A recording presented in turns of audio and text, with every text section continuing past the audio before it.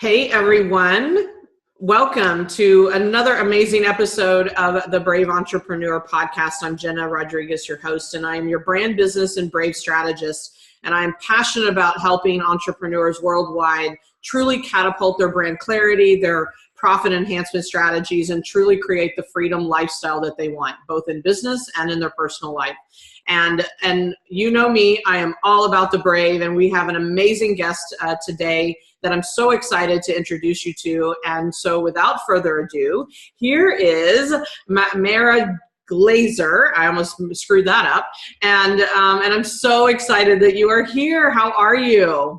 Hi, I'm great. Thank you so much for having me. I'm stoked to be on the show. How are you? I am fantastic. I've been looking forward to our conversation and just getting to know you. Like I said before the show, I'm like, I know you, and from being online and which is what our world's all about, right? You feel like you know people. Yeah. I've known of you for years, and so this is just a really good treat for me to be able to talk to you in person and to truly connect. So this is awesome. So thank you. Thank you. Yeah, you're welcome. So I'd love for you to just take a moment and introduce yourself because there's some people that may not be aware of what you're all about and who you are, and then just kind of a backstory of what's brought you to this moment. Awesome. So as you mentioned, my name is Mara Glazer, and I'm the co-founder of a company called Sales That Don't Suck, with my business partner, Erica Martin. And before that, some people knew me as the Cut the Crap business coach, because I kind of had this little reputation for telling people what they really need to do and what works, and not all the BS that maybe sounds cool but won't get you real results. And even before that, I worked with my father at a company called Glazer Kennedy Insider Circle, which we built into the largest provider of marketing and money-making information for small business owners before we sold it to a venture capital firm. But you asked me to share my story, and my life wasn't really always this way. I used to be a miserable employee to a corporate job in the New York City fashion industry. And I say miserable because making $35,000 a year in the Big Apple should honestly be illegal. I think so too. They're in LA, right? Right. Well, yeah. I had no money. I lived in a strange city with no friends. And to top it off, my boss in the fashion industry was like, if you've ever seen the movie The Devil Wears Prada. Yes, about 5 times. Yeah. Okay. That was the life that I lived. Wow. Crazy. And then, so in 2009, while I was working in New York, because of the pressure and tension in my back from the stress of my job, I actually ended up tearing my spine. So I couldn't walk for about 3 months. The furthest I could go was from my bedroom to my bathroom, and my bathroom back to my bedroom. I couldn't drive. I certainly couldn't work. There was really not that much that I could do. And in that moment, I knew that I couldn't have a 9-to-5 job anymore, and I couldn't work for someone else anymore, because I needed the freedom to take care of myself when I needed to. So in 2000, I believe it was 2009, I approached my father. His name's Bill Glazer. I asked him if I could move back to Baltimore and join the family business. The first time I asked him, he said no. Wow. So I asked him again, and he said no again. And tough love is just tough love, right? Oh, tough love. In that moment, I remember a saying my father taught me when I was growing up, which is Glazers never give up. And my last name is Glazer. So I asked him a third time. And so he said, okay, Mara, if you really want this, if you really want to join the family business, move back to Baltimore, you need to earn it. So I spent 6 months while living in my miserable fashion industry job life situation. I'd also started a little side business doing image consulting for men to attempt to pay my bills, which really wasn't happening. I was doing anything my dad asked me to do. I was writing marketing plans, proposals, copy. Whatever he asked me to do, I would do, because that's about how bad I wanted it. So about 6 months of that goes by. My dad calls me up again. He says, okay, Mara, if you really want this, really want to move back to Baltimore, join the family business, you can do it, but you need to understand 2 things. So one, you'll be working harder than you've ever worked in your whole entire life, which I don't even work with my dad anymore, and he still works me like a dog. In fact, I just spent about 5 minutes on the phone with him before this interview, with him working me like a dog. Got it. You're like, I think my rate just went up. That's right. Awesome. And two, you'll be heading up our social and alternative media marketing division of the company. And I didn't want to tell my dad at the time, but I had no idea what social media was. And in fact, I showed up on my very first day of work, and anyone who's heard my story has probably heard this before, but one of our employees at the time, TJ, he walked right up to me. He put his hand on his hip. He looked down on me. He copped the sassy ass little attitude. And he said, so Mara, what do you know about social media anyway? And I had butterflies in my belly, but I told him the truth. And at the time, there was only two things I knew how to do, which was to invite my friends to my parties and post the drunk party pictures the next day. and I got good at that in college. That's right. That's the truth. So I started inhaling everything I could get my hands on about making money with social media, implementing it, testing it, tracking it, tweaking it. We did $1 million, an additional $1 million in sales, tracked back to social media in less than 278 days, wow. Which was awesome. Yeah. And I worked with my dad for about 3.5 years. And then he got an offer from a venture capital firm. He wanted to buy it. So he sold it. And then I was quickly reminded that I was not the employee type.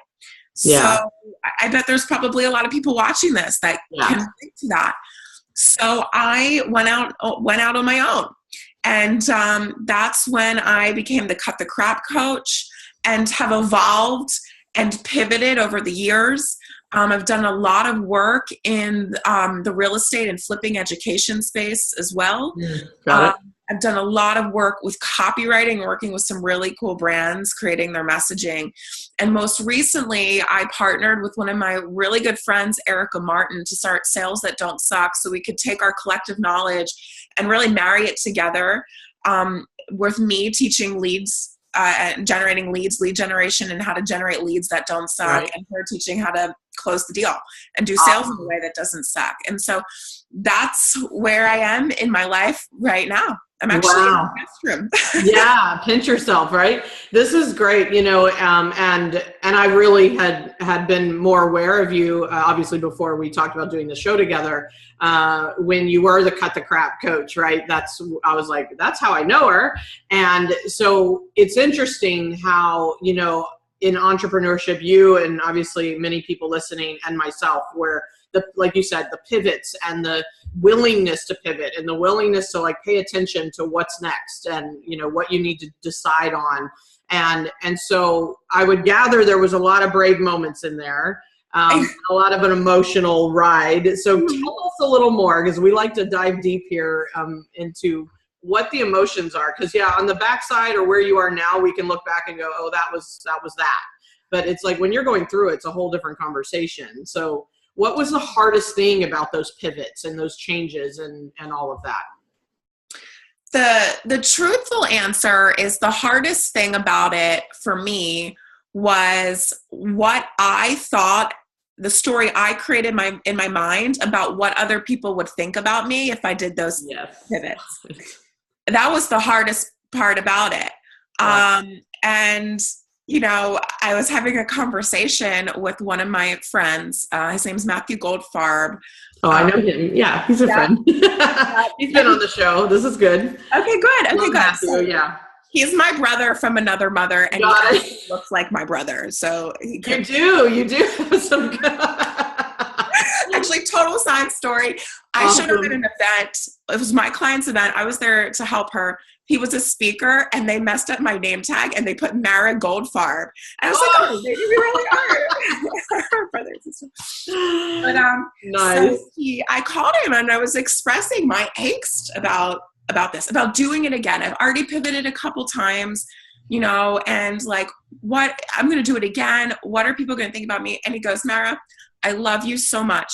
And I hate to say it to you this way, but I don't think anyone gives a shit. and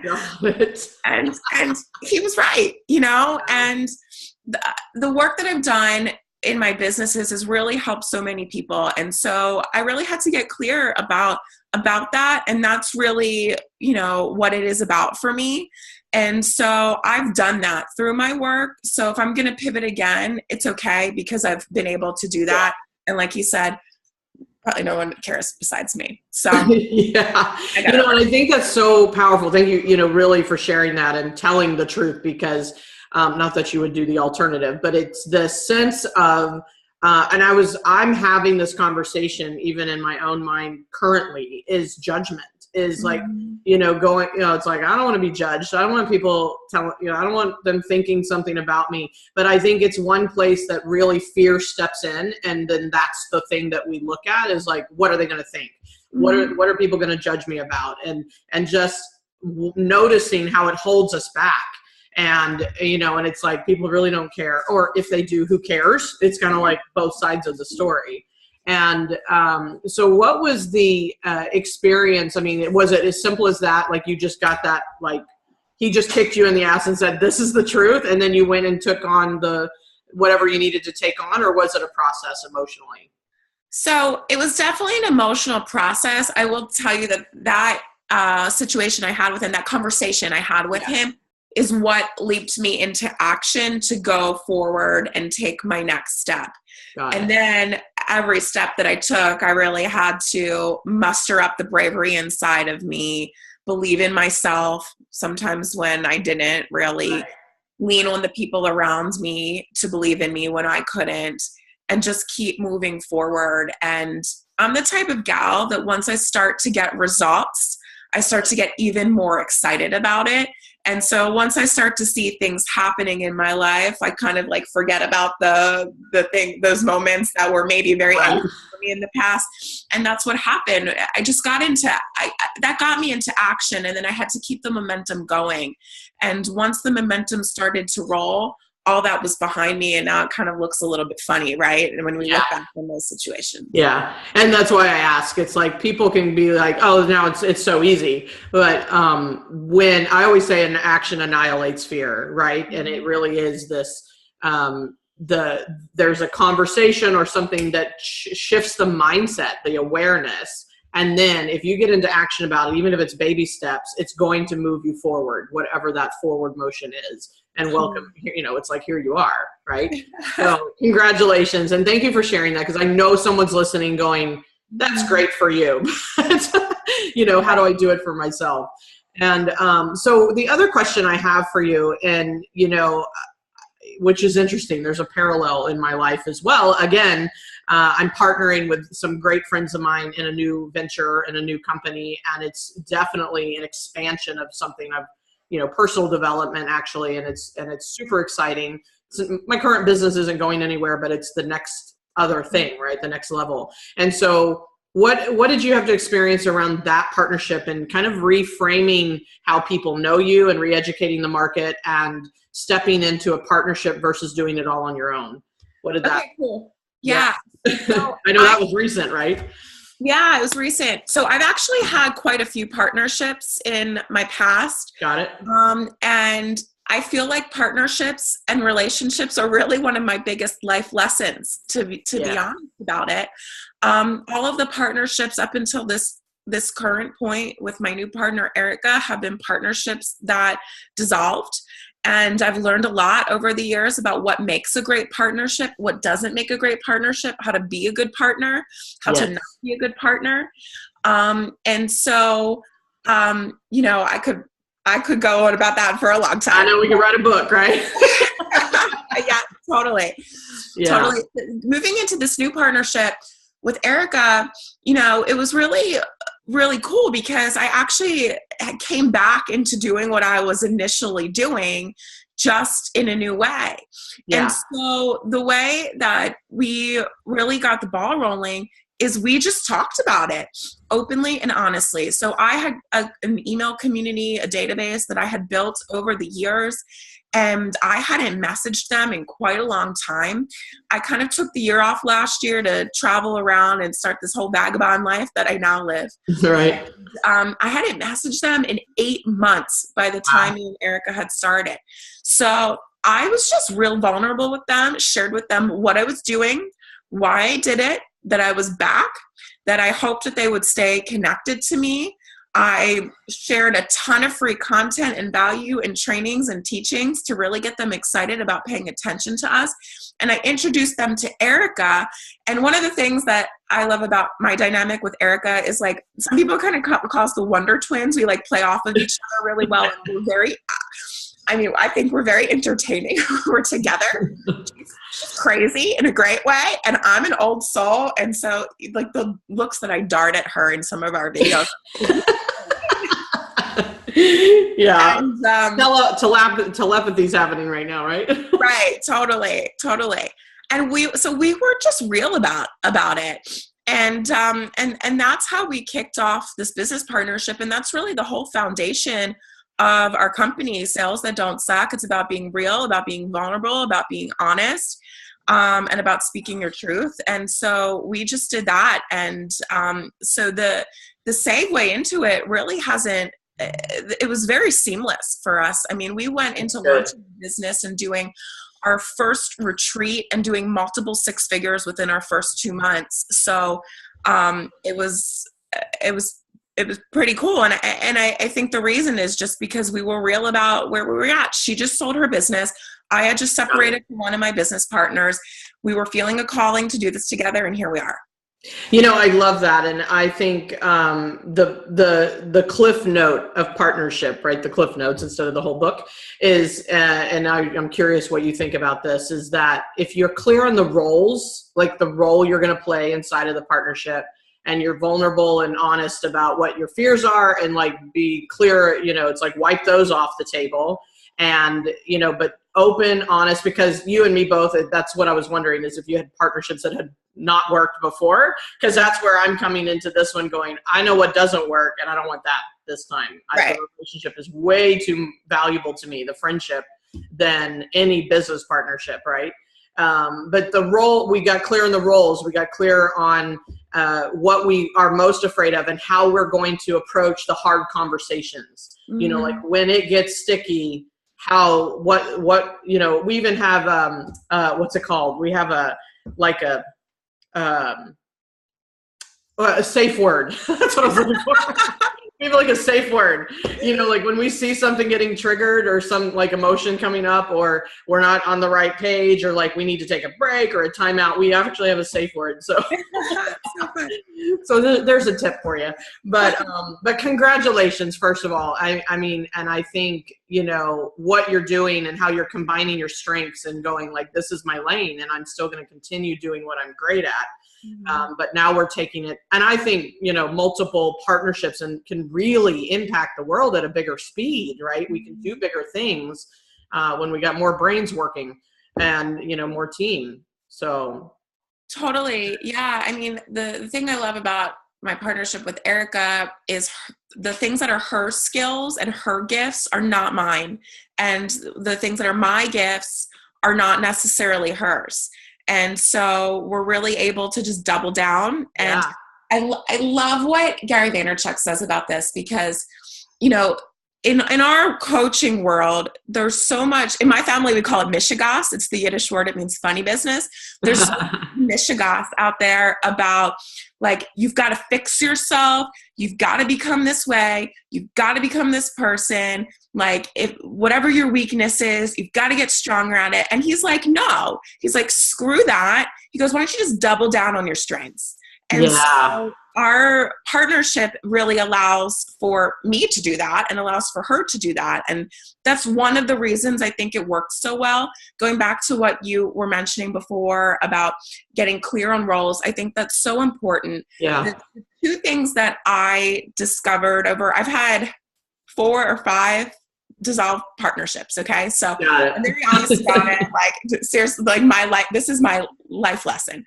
So the two things that I've discovered that make a really great partnership, one of them was taught to me by one of my friends and mentors, his name is Colin Sprague, that you need to be aligned in your core values. Yes. And this goes with any relationship. When he first gave me that piece of advice, he was hinting to me about a boyfriend that I was with at the time. All partnerships. So you have to be aligned in core values. The second thing that I've discovered is to not get into the partnership because of a feeling of desperation. Yes. Partnership because you think it's going to be fun and because you think you're going to be able to make a bigger impact together. And I've done that in the past. I've gone into partnerships kind of like out of this feeling of desperation, and it never works. So those are the two things I've discovered in my experience. Yeah, no, I love that. And I think that's the clarity around the impact conversation. It's not just about like the shiny object, and thinking it's going to be all glamorous because, now you partner with someone. And yes, doubling down can create a bigger impact because you're actually, generating this, different approach to what you're doing. Right. And I love that. I love the double down because I am not here to master everything. Like, how can we do that? Right. Play to your strengths. So that's really powerful. I love that. And thank you for going there. And so the other question I have for you, and, clearly you are, you spoke about how it's like, if you see the fear, you start taking the action and move through it. But how do you deal with, it's kind of like, what are some practical advice for people to deal with fear and really step into their brave? What do you do on a daily basis to face that? I've surrounded myself with people who push me. Yep. Who believe in me when I can't and who call me out. And these are mentors, some that I invest in and I pay, some that are people in my life who are just mentors who have stepped up and decided that they wanted to be in my life in that role. One of those people is my business partner, Erica. We're very honest with each other and call each other out, which I love. My parents, of course. And that's how I do it. And the other thing is I've gotten really good at leaning into others when the fear comes up and talking about it. Right. And, my mom, I think, doubles as my psychologist some days, right? Yeah, I got it. And there's probably some days where I've caught her like 5 times, like, Mom, I need to do this. What do I do? Oh my God. Yeah. And I will probably do that for the rest of my life, Mom. Yeah, thank moms. My mom's amazing. I would be dead without her, I think. Yeah. So it's about the people around you, and also really recognizing that there's been a lot of things that we've done in our past that caused fear for us, and we got through it. And if we can get through it once, we can get through it again. And sometimes we just need to remind ourselves that the situation might be different, the circumstance might be different, the environment might be different, but you got through it. It scared you and you got through it. You can do it again. Yeah, I love that, and I mean, I think it goes back to your cut the crap, it's not only cut the crap for others, but it's also surround yourself with people that are going to cut the crap for yourself, because we're our own worst enemies sometimes, especially in our mind, and that's a chatter that goes on. So, so that continues for you, I'm sure. Cut the crap. I love it. So coming back to what you and Eric are up to, because I really want people to get, certainly what your business is about, what's really coming up in the next year or so. What are you trying to accomplish, and what's the next brave for you guys? So tell us a little bit more about the current state of business and what you're trying to accomplish and how you're helping people. Awesome. So one of the things that we've got coming up is we're hosting a summit called the Sales That Don't Suck Summit. Nice. And I'm super pumped about this because our lineup of speakers are super rad. So we're interviewing Tony Little. So he sells the Gazelle on HSN. I actually have owned a Gazelle in the past and many of his other items. We interviewed Forbes Riley, the $2 billion woman. Who sold over $2 billion of product on TV. My father, Bill Glazer, who is making a comeback after having a stroke and a seizure last year and having to learn to speak again, to start speaking and writing again. And so we were interviewing him on the summit. My uncle, Mike Canings, and so many others. So that's coming up for us. And also what we've been doing are these retreats called 3 days to 10K. The last one here in California. I think we're going to do the next one in Florida. I'm not 100% sure yet. and working with business owners in the coaching space and service-based space who really want to learn how to generate leads that don't suck and do sales in a way that doesn't suck, just like we're doing it. We all get together in a super sweet mansion for 3 days. Nice. And then you actually do sales calls and make money at the retreat. We had one gal make $76,000 at the last retreat using which was pretty sweet. Yay. I love that. I love that. And congratulations. Those are like really big and exciting, initiatives that are going to bring this message to the world. I love Sales That Don't Suck because I've come through the whole conversation and made it, more about serving. Like sales is not about sales. It's about serving but being willing to ask for it, right, at the same time. So the more power to you for having that, in the world so people can really master that, because I know it gets in a way for a lot of people. So how fun. Thank you for sharing that. And as we close out, I would love to know, number one, how people can connect with you and find out more information about that if they're interested. So what would that method be? Your website or? Yeah. So you can go to our website, salesthatdon'tsuck.com. Which takes you to one of our webinars directly. Another really great way to get in touch with us is Facebook. And so, you can just find me on there, Mara Glazer, or we've got a Facebook group called Sales That Don't Suck official group where we post all sorts of awesome videos, and we do some of those Q&A videos I was talking about where I think me and Erica are quite funny. So awesome. That's the best way to connect with us, probably on Facebook.